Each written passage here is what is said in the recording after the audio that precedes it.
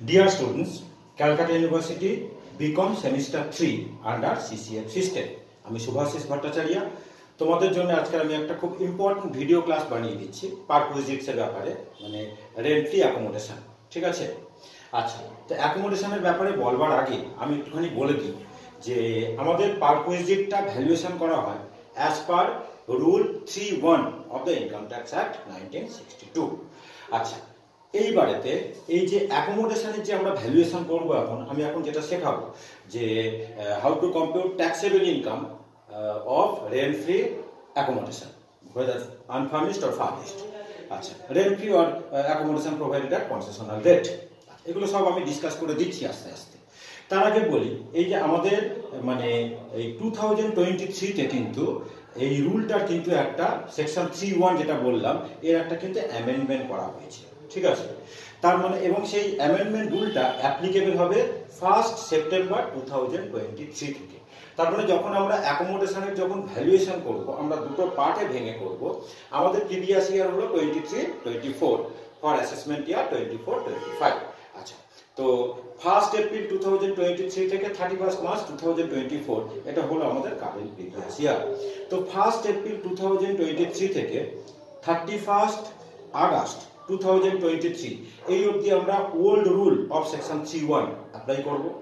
আর 1 September 2023 থেকে 31 March 2024 এই অবধি আমরা মানে নিউ রুল অফ সেকশন বা অ্যামেন্ডেড রুল যেটা নিউ রুল অফ সেকশন 3(1) এটাকে আমরা অ্যাপ্লাই করব। ঠিক আছে? এবার আমি মানে কিভাবে অ্যাকোমোডেশনের ভ্যালুয়েশন করব তার রুলটাকে আগে বলে দিই, ওপরে একটু লিখে দিই যে ভ্যালুয়েশন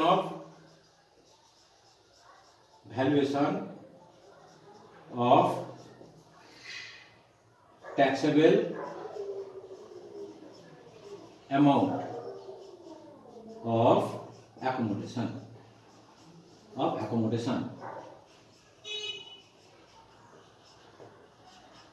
তার আগে তোমাদেরকে একটু রিকোয়েস্ট করব যে আমার ইউটিউব চ্যানেলটাকে তোমরা কিন্তু সবাই একটু সাবস্ক্রাইব করে দেবে আর বন্ধুদের মধ্যে একটু শেয়ার করে দেবে, যাতে যে ভিডিওগুলো আমি যেগুলো তোমাদের জন্য দেব, তোমাদের পরীক্ষা এবারে আসছে, মানে ফার্স্ট সেমিস্টার তো হয়ে গেল, এবার যা ভিডিওগুলো আমি তোমাদের ইম্পর্টেন্ট ভিডিও যেগুলো করে দেবো সেগুলো কিন্তু মানে আপডেট তোমরা পেতে থাকবে যদি একটু বন্ধুদের মধ্যে একটু শেয়ার করে দাও আর একটুখানি যদি চ্যানেলটাকে যদি একটু সাবস্ক্রাইব করে নাও। আচ্ছা, তো ট্যাক্সেশন 1 এবং মোস্ট প্রবাবলি 18th মার্চ থেকে বোধহয় তোমাদের পরীক্ষা শুরু হচ্ছে। 1-2 দিন এদিক ওদিক হতে পারে, ঠিক মানে এই মার্চেই কিন্তু তোমাদের পরীক্ষা, 18 নয় ওটা 21 তারিখ হতে পারে, এখন ডেটটা পারফেক্ট একটা বলা হয়নি। 18th March or 21st March এরকম সময়তেই তোমাদের পরীক্ষা কিন্তু শুরু হবে মোটামুটি ভাবে বলা যায়। ঠিক আছে? দেরি কিন্তু করবে না। তো এই সময় থেকে আমি ইম্পর্টেন্ট ভিডিও ক্লাসগুলো তোমাদের জন্য কিন্তু দিতে থাকবো এবং আজকে যেটা পড়াচ্ছি এটা জেনে রাখো তোমাদের পরীক্ষায় তো থাকবেই, আলাদাভাবেও থাকবে এবং অঙ্কের মধ্যেও থাকবে। তো এত কথা না বলে এবার আমি মেন জায়গাতে চলে আসি, সেটা হলো আমরা অ্যাকোমোডেশনের ভ্যালুয়েশন কিভাবে করব। তার মানে এমপ্লয়ার তার এমপ্লয়িকে অ্যাকোমোডেশন প্রোভাইড করছে, মানে থাকবার জন্য বাড়ি দিচ্ছে। এই অ্যাকোমোডেশনটা দু রকম হতে পারে, ওয়েদার মানে ফার্নিশড অ্যাকোমোডেশন, আনফার্নিশড অ্যাকোমোডেশন দিতে পারে অর ফার্নিশড অ্যাকোমোডেশনও দিতে পারে। আচ্ছা, আনফার্নিশড অ্যাকোমোডেশন মানে শুধু অ্যাকোমোডেশন প্রোভাইড করেছে উইদাউট ফার্নিচার, আর ফার্নিশড অ্যাকোমোডেশন মানে অ্যাকোমোডেশন প্রোভাইড করেছে উইথ ফার্নিচার। ঠিক আছে? তো সবার আগে আমরা মানে শিখবো কিভাবে আনফার্নিশড অ্যাকোমোডেশনের ভ্যালুয়েশন আমরা কিভাবে করব, তারপর আমরা শিখবো যে মানে how to compute taxable income of furnished accommodation. ঠিক আছে? তো আনফার্নিশড অ্যাকোমোডেশনের ভ্যালুয়েশন করবার আগে সবার আগে আমাদের দেখতে লাগবে যে এমপ্লয়ি মানে গভর্নমেন্ট এমপ্লয়ি কি নন গভর্নমেন্ট এমপ্লয়ি। ঠিক আছে? যদি এমপ্লয়ি যদি গভর্নমেন্ট এমপ্লয়ি হয় তখন licence fee as determined by the central government or state government, হ্যাঁ লাইসেন্স ফি যেটা ওরা ডিটারমাইন করবে সেটাই হয়ে যাবে ভ্যালু অফ দ্য পারকুইজিট। তোমাকে একটা জিনিস বলে দিই, তোমাদের কিন্তু কখনো কিন্তু ওই মানে গভর্নমেন্ট এমপ্লয়ি দিয়ে অঙ্ক কিন্তু দেবে না, সব কিন্তু দেবে তোমাদের নন গভর্নমেন্ট এমপ্লয়ি দিয়ে। আমার রুল বলে তোমার দরকার পুরোটা আমি বলে দিচ্ছি। ঠিক আছে? তাহলে বললাম যে ইন কেস অফ মানে government employee whether central government or state government, তো licence fee as determined by the central or state government ওটাই হয়ে যাবে ভ্যালু অফ দ্য পারকুইজিট, কোনো ঝঞ্ঝট নেই, ঝামেলা নেই, কিছু নেই। এবার আমরা আসছি নন গভর্নমেন্ট এমপ্লয়ি। ঠিক আছে? এখানটা কিন্তু আমাদের মন দিয়ে শুনতে লাগবে। তো যখন নন গভর্নমেন্ট এমপ্লয়ি আমরা অ্যাকোমোডেশনের মানে নন গভর্নমেন্ট এমপ্লয়িকে এমপ্লয়ার তার এমপ্লয়ি অ্যাকোমোডেশন প্রোভাইড করেছে, তার ট্যাক্সেবল ইনকামটা কতখানি হবে সেটাকে আমরা বার করছি। আগে দেখতে নন গভর্নমেন্ট এমপ্লয়ি যখন আমরা অ্যাকোমোডেশনের ভ্যালুয়েশন করছি, আর প্রথমেই বলে দিয়েছি আমি আগে শেখাচ্ছি কিন্তু হাউ টু কম্পিউট আনফার্নিশড মানে how to compute taxable income of unfurnished accommodation. ঠিক আছে, এমপ্লয়ার তার এমপ্লয়িকে এবার একটু বলে দিই, এমপ্লয়ার তার এমপ্লয়িকে যে অ্যাকোমোডেশনটা প্রোভাইড করছে এটা রেন্ট ফ্রি অ্যাকোমোডেশন হতে পারে, ওয়েদার আনফার্নিশড অর ফার্নিশড, মানে এমপ্লয়ি স্যালারি থেকে কোনো টাকা কাটা হয় না, অর মানে কনসেশনাল রেটেও কিন্তু প্রোভাইড করতে পারে। তার মানে এমপ্লয়ি স্যালারি থেকে হয়তো পুরোটা বিনা পয়সা দিচ্ছে না, পুরোটা ফ্রি অফ কস্টে দিচ্ছে না, এমপ্লয়ি স্যালারি থেকে কিছুটা টাকা কিন্তু কেটে নেয়। হ্যাঁ, এটাকে বলে accommodation provided at concessional rate. আগে আমি করাচ্ছি যে রেন্ট ফ্রি অ্যাকোমোডেশনের কিভাবে আমরা ভ্যালুয়েশন করব, rent free unfurnished accommodation of non government employee. ঠিক আছে, নন গভর্নমেন্ট এমপ্লয়ি। তো নন গভর্নমেন্ট এমপ্লয়ি হলে সবার আগে আমাদের দেখতে লাগবে যে whether accommodation is owned or not owned by the employer। ঠিক আছে, তাহলে যখন আমরা আনফার্নিশড অ্যাকোমোডেশনের ভ্যালুয়েশন করছি মানে নন গভর্নমেন্ট এমপ্লয়ির হাতে, তখন আমরা সবার আগে দেখব যে whether accommodation is owned or not owned by the employer। if the accommodation is owned by the employer, তখন দেখতে হয় বাড়িটা কোন শহরেতে আছে। এখানে আমাদের ওল্ড রুল এবং নিউ রুল দুটোই বলে দেবো। আগে আমি বলে দিয়েছি যে ওল্ড রুল যেটা সেটা অ্যাপ্লিকেবল হবে 1 এপ্রিল আমাদের প্রিভিয়াস ইয়ার থেকে, 1 এপ্রিল 2023 থেকে 31 আগস্ট 2023, মানে 5 মাসের জন্য। আর নিউ রুল যেটা অ্যাপ্লিকেবল হবে 1 সেপ্টেম্বর 2023 থেকে 31 মার্চ 2024, মানে 7 মান্থের জন্য। তো আগে ওল্ড রুল বলে দিই। ওল্ড রুলে কি ছিল না, মানে when the accommodation is owned by the employer, তখন দেখতে হয় বাড়িটা কোন শহরেতে আছে। if the accommodation is situated in a cities having population more than 25 lakhs, তখন মানে taxable perquisite ছিল 15% of salary। R if the accommodation is situated in a cities having population more than 10 lakhs but not exceeding 25 lakhs, তখন taxable perquisite ছিল 10% of salary। আর other city হলে তোমার 7.5% of salary. এটা ছিল আমাদের ওল্ড রুল। ঠিক আছে, এবার নিউ রুল বলে দিই।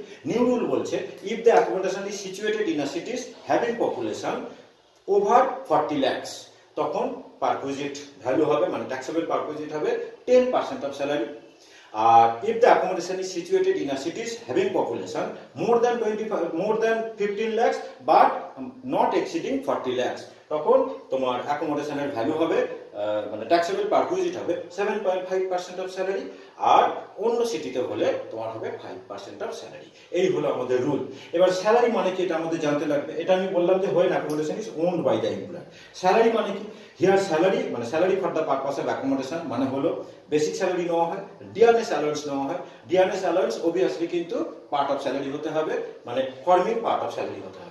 ডিএ যদি not forming part of salary হয় তাহলে ডিএ কে কিন্তু আমরা কনসিডার করব না। তাহলে বেসিক নেব, ডিএ নেব if forming part of salary. All taxable allowances মানে যে অ্যালাউন্স গুলো মানে এক্সেমশন গুলো লেস করবার পরে ট্যাক্সেবল পোরশনটা আমরা নেব। আর নেব বোনাস আর কমিশন, এর বাইরে কিন্তু আমরা আর কিছু নেব না স্যালারি করতে। বেসিক স্যালারি নেব, ডিএনএস অ্যালাউন্স নেব, ডিএনএস অ্যালাউন্স অবভিয়াসলি মানে ফর্মিং পার্ট অফ স্যালারি হতে হবে। অল ট্যাক্সেবল অ্যালাউন্স নেব। ট্যাক্সেবল অ্যালাউন্স মানে বারে বারে বলে দিচ্ছি যে এক্সেমশনটা মাইনাস করে যেটা আসবে সেইটা, আর বোনাস নেব, কমিশন নেব। তাহলে এখানে স্যালারি মানে হলো এইটা। তাহলে প্রথমে আমি বলে দিলাম যে when accommodation is owned by the employer। এবার বলছি when accommodation is not owned by the employer, তখন কি আছে দুটো অল্টারনেটিভ। তার মধ্যে যেটা লোয়ার হবে সেটা কি বলবো ট্যাক্সেবল পারকুইজিট। ওল্ড রুলে কি আছে, ওল্ড রুলেতে আছে তোমার মানে 15% of salary or actual rent paid by the employer. মানে accommodation not owned by the employer মানে অ্যাকোমোডেশন মানে ভাড়া করে এমপ্লয়ার অ্যাকোমোডেশনটাকে ভাড়া করে এমপ্লয়িকে থাকতে দিচ্ছে। ঠিক আছে, তাহলে অবভিয়াসলি আমাকে মানে এমপ্লয়ারকে রেন্ট পে করতে হবে। এবং আমরা অঙ্ক দেখে চিনবো কি করে, যখন তোমার অঙ্কেতে বলে দেবে দেখবে যে rent paid by the employer, বুঝে যাবে যে accommodation is not owned by the employer. তাহলে ওল্ড রুল কি বলছে যে 15% of salary or actual rent paid by the employer whichever is lower. আর নিউ রুল বলছে যে 10% অফ স্যালারি আর actual rent paid by the employer whichever is lower. তাহলে এই অবধি আমাদের হয়ে গেল আনফার্নিশড অ্যাকোমোডেশনের ভ্যালুয়েশন মানে ট্যাক্সেবল পারকুইজিট। এবার ফার্নিশড অ্যাকোমোডেশন মানে এমপ্লয়ার তার এমপ্লয়িকে মানে বাড়ির সাথে সাথে অ্যাকোমোডেশনের সাথে সাথে ফার্নিচারও প্রোভাইড করেছে। ঠিক আছে, তো ফার্নিচারটা যদি ওন্ড বাই দ্য এমপ্লয়ার হয়, আমরা যেভাবে আনফার্নিশড অ্যাকোমোডেশনের ভ্যালুয়েশন করলাম সেম ওয়েতে করব। যদি ফার্নিচারটা ওন বাই দ্য এমপ্লয়ার হয় তখন 10% of the cost of furniture, not WDV, 10% of, অনেক সময় ডাব্লিউডিপি বলে দেওয়া থাকে, হ্যাঁ, তোমাকে মানে কনফিউজ করবার জন্য ডাব্লিউডিপিটাকে কনসিডার করবে না, 10% অফ দ্য কস্ট অফ ফার্নিচারটাকে অ্যাড করে দেবে if furniture is owned by the employer, যেটা আমরা আনফার্নিশড অ্যাকোমোডেশনে ভ্যালুয়েশন করেছিলাম সেভাবেই করবে, তার সঙ্গে অ্যাড করে দেবে 10% of the cost of furniture. আর যদি ফার্নিচারটা মানে not own by the employer হয় তখন তার মানে ভাড়া করে দিচ্ছে, অ্যাকচুয়াল হায়ার চার্জেস যেটা এমপ্লয়ার পে করবে ফার্নিচারের জন্য সেই হায়ার চার্জেসটাকে অ্যাড করে দেবে, ঠিক আছে, আনফার্নিশড অ্যাকোমোডেশন যেটা ভ্যালুয়েশন করলাম তার সঙ্গে। তাহলে হয়ে গেল আমাদের আনফার্নিশড অ্যাকোমোডেশন হয়ে গেল, ফার্নিশড হয়ে গেল। এটা আমি বললাম যে রেন্ট ফ্রি আনফার্নিশড বা রেন্ট ফ্রি মানে ফার্নিশড অ্যাকোমোডেশনের ভ্যালুয়েশন। এবার বলবো যে মানে when accommodation provided at concessional rate. তো যেভাবে রেন্ট ফ্রি অ্যাকোমোডেশনের ভ্যালুয়েশন করলাম সেম ভাবে করবো, সে আনফার্নিশড হোক বা ফার্নিশড হোক। লাস্টে কি আমরা লেস করে দেবো যে actual amount deducted from salary, ঠিক আছে। তাহলে এই টোটাল রুল আমি বলে দিলাম। এবার একটা অঙ্ক আমি করিয়ে দিচ্ছি, এই একটা অঙ্ক করলে কিন্তু তোমাদের সব হয়ে যাবে এবং জিনিসটা কিন্তু পুরোপুরি কিন্তু তোমাদের একদম ক্লিয়ার হয়ে যাবে, ঠিক আছে।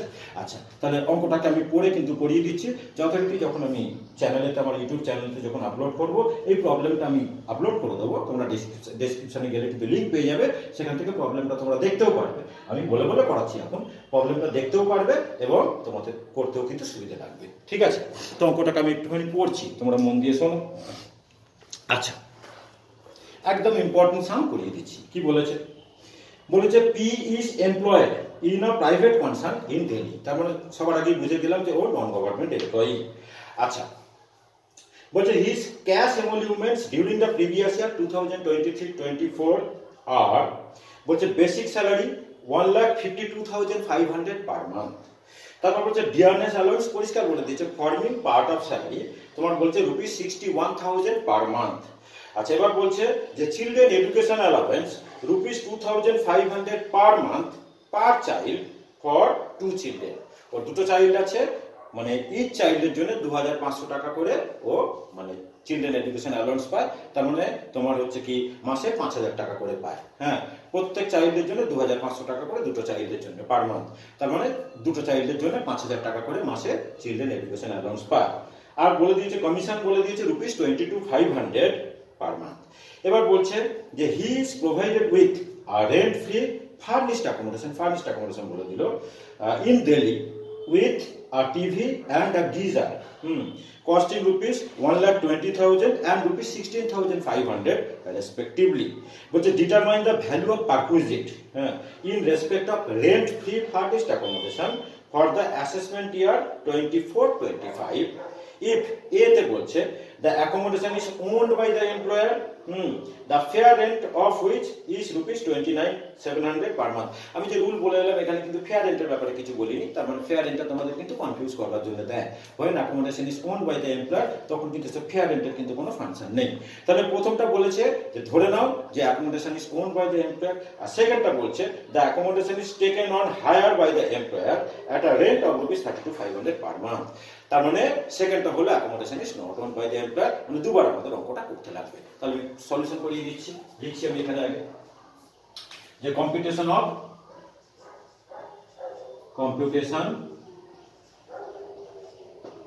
of taxable accommodation, taxable amount of accommodation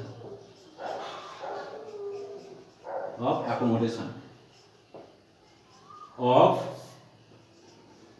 Mr. P for the assessment year 2024-25।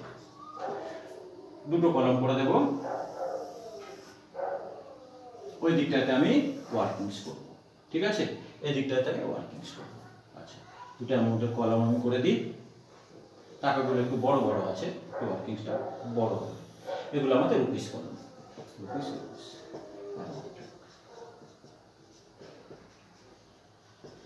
তাহলে দুবার আমরা করব, একবার হচ্ছে কি when accommodation is owned by the employer, আর একবার আমরা করব when accommodation is not owned by the employer। তাহলে এই দিয়ে আমি করছি when accommodation when accommodation is owned by the employer.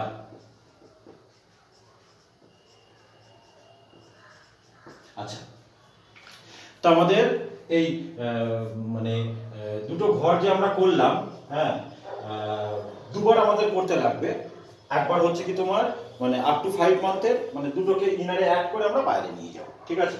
প্রথমে করব 5 মান্থের জন্য, মানে তোমার এপ্রিল থেকে আগস্ট অবধি, আর ওল্ড রুল অনুযায়ী, আর নিউ রুল অনুযায়ী আমরা করব তোমার সেপ্টেম্বর থেকে মার্চ অবধি। এই দুটো কিনার কলমে যোগ করে বাইরে নিয়ে যাব। তাহলে অ্যাকোমোডেশন যদি ওন বাই দ্য এমপ্লয়ার হয়, এক্ষুনি আমি রুল বলে দিয়েছি, দেখতে লাগে যে বাড়িটা কোন শহরে। তো দিল্লি মানে অবভিয়াসলি ওভার 40 লাখ, ঠিক আছে। ওল্ড রুলে কি ছিল, ওভার 25 লাখ পপুলেটেড সিটিতে হলে 15% অফ স্যালারি। তাহলে ওল্ড রুল আমরা করি আগে, 15% অফ স্যালারি। পিরিয়ডটাকে আমি দিয়ে দিচ্ছি যে 1/4/23 থেকে তোমার হচ্ছে কি 31/8/23। আর নতুন রুল বলছে যে 10% অফ স্যালারি। বুঝতে পারছো কিভাবে করছি? হ্যাঁ, দুবার করছি। একবার করছি 10% 15% অফ স্যালারি ওল্ড রুল অনুযায়ী, আর একবার করছি 10% অফ স্যালারি নতুন রুল অনুযায়ী। আচ্ছা, পিরিয়ডটাকে আমি দিয়ে দিচ্ছি যে 1/9/23 থেকে 31 মার্চ 2024। তাহলে আমাদের স্যালারিটাকে কিন্তু ক্যালকুলেট করতে লাগবে। তাহলে আমি ওয়ার্কিংস করি এখানে। Salary for the purpose, salary for the purpose of accommodation, salary for the purpose of accommodation।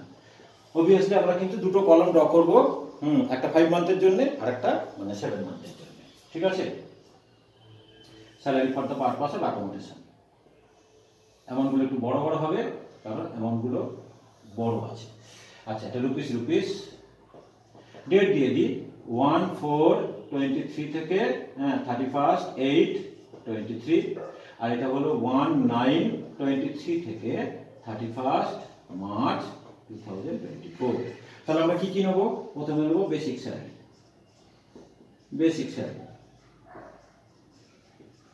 আচ্ছা, তো বেসিক স্যালারি, হ্যাঁ, আমাদেরকে ওরা কত বলে দিয়েছে? বেসিক স্যালারি বলে দিয়েছে 1,52,000 পার মান্থ। তাহলে 1,52,500 এখানে করব ইনটু 5, আর ওখানে আমরা করব 1,52,500 ইনটু হচ্ছে কি 7। তো 1,52,500 ইনটু 5 করলে হয় 7,62,500। 7,62,500 এটা হচ্ছে কি 5 মান্থের জন্য। 1,52,500 ইনটু 5 আর ইনটু 7 করলে আমাদের হয় 10,67,500। 10,67,500, ঠিক আছে। তাহলে মানে ওল্ড রুল অনুযায়ী 5 মাসের, নিউ রুল অনুযায়ী 7 মান্থের বেসিক স্যালারি আমি নিয়ে নিলাম, ঠিক আছে। এবার আমরা করব ডিএ বলে দিয়েছে forming part of salary. DA বলে দিয়েছে 61,000 পার মান্থ। তার মানে 61,000 ইনটু 5 আর 61,000 ইনটু 7। তো 61,000 ইনটু 5 মানে তোমার হয় 3,05,000। বোর্ড ভালোভাবে দেখা যাচ্ছে তো? 3,05,000। আর 61,000 ইনটু 7 মানে হয় তোমার 4,27,000। 4,27,000। এবার আমরা আসবো children education allowance. Children education allowance. তাহলে 5,000 করে দুটো চাইল্ডের জন্য পাচ্ছে। তার থেকে পার মান্থ পার চাইল্ড 100 রুপিস করে এক্সেমশন পাওয়া যায় as per section 1014। Children education allowance যেটাই পাক না কেন, পার মান্থ পার চাইল্ড 100 রুপিস করে এক্সেমশন পাওয়া যায় পার মান্থ পার চাইল্ড, ম্যাক্সিমাম দুটো চাইল্ডের জন্য। তো দুটো চাইল্ডের জন্য পার মান্থ 5,000 পাচ্ছে আর 200 টাকা এক্সেমশন পাবে, একটা চাইল্ডের জন্য 100 টাকা। তার মানে 4,800 ওর হাতে ট্যাক্সেবল অ্যামাউন্ট হবে। তাহলে এখানটা হবে 4,800 ইনটু 5, আর এখানটা হবে 4,800 ইনটু হচ্ছে কি 7। তো 4,800 ইনটু 5 করলে হয় আমাদের 24,000, আর 4,800 ইনটু 7 করলে হয় আমাদের 33,600। এবার আমরা নেব কমিশন। এবার আমরা নেব কমিশন। কমিশন আমাদের বলে দিয়েছে কত না 22,500 পার মান্থ। তাহলে এখানে নেব আমরা 22,500 ইনটু 5, আর এখানে আমরা নেব 22,500 ইনটু 7। তো 22,500 ইনটু 5 করলে হয় 1,12,500, 1,12,500, আর 22,500 ইনটু 7 করলে হয় 1,57,500। তাহলে এবার আমরা এগুলোকে অ্যাড করে দেব। ঠিক আছে, বেসিক নিলাম, ডিএ নিলাম, চিলড্রেন এডুকেশন অ্যালাউন্স নিলাম, আর কমিশন নিলাম। স্যালারি মানে আমাদের এইগুলোই ছিল, basic, DA, DA forming part of salary হতে হবে, অল ট্যাক্সেবল অ্যালাউন্স মানে এক্সেমশন মাইনাস করে, আর বোনাস আর কমিশন। ঠিক আছে, তাহলে 7,62,500, 3,05,000, 24,000 আর 1,12,500 অ্যাড করলে আমাদের কত হবে? অ্যাড করলে আমাদের হবে এখানে 12,04,000। এটা আমাদের হবে 12,04,000। আর ওখানটা আমাদের আসছে কি কি তোমার 10,67,500, 4,27,000, 33,600 আর 157,500।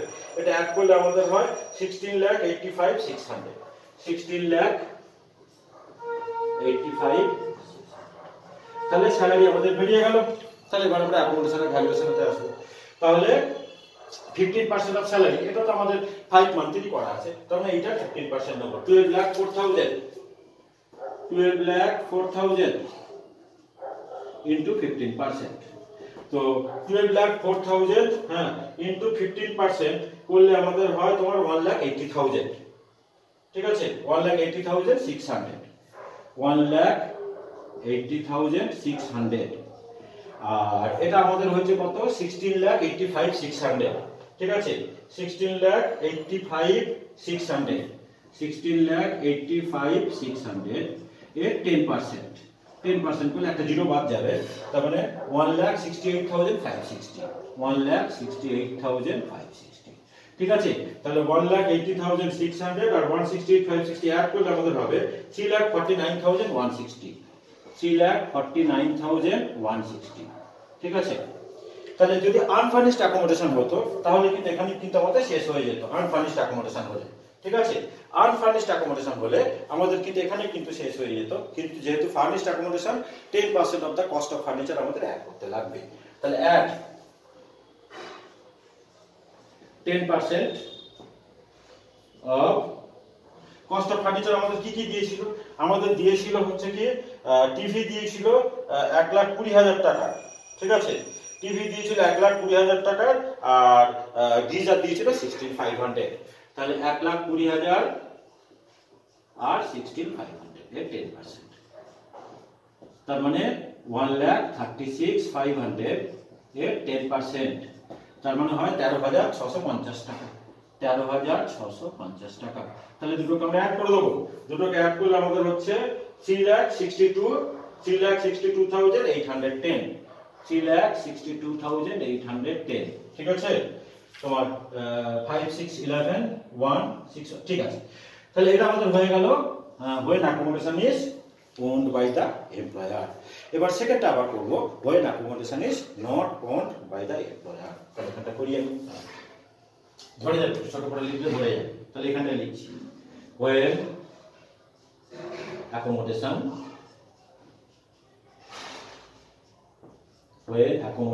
is not owned by the employer,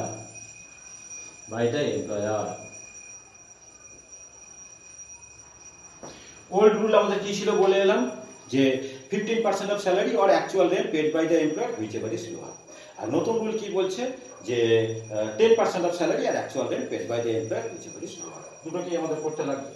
তাহলে প্রথমে আমরা করছি যে lower between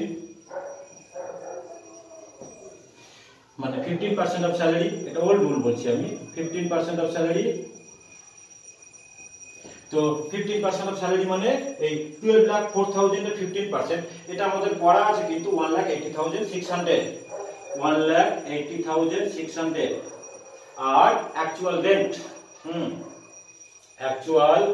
rent paid by the employer, actual rent paid by the employer, actual rent paid by the employer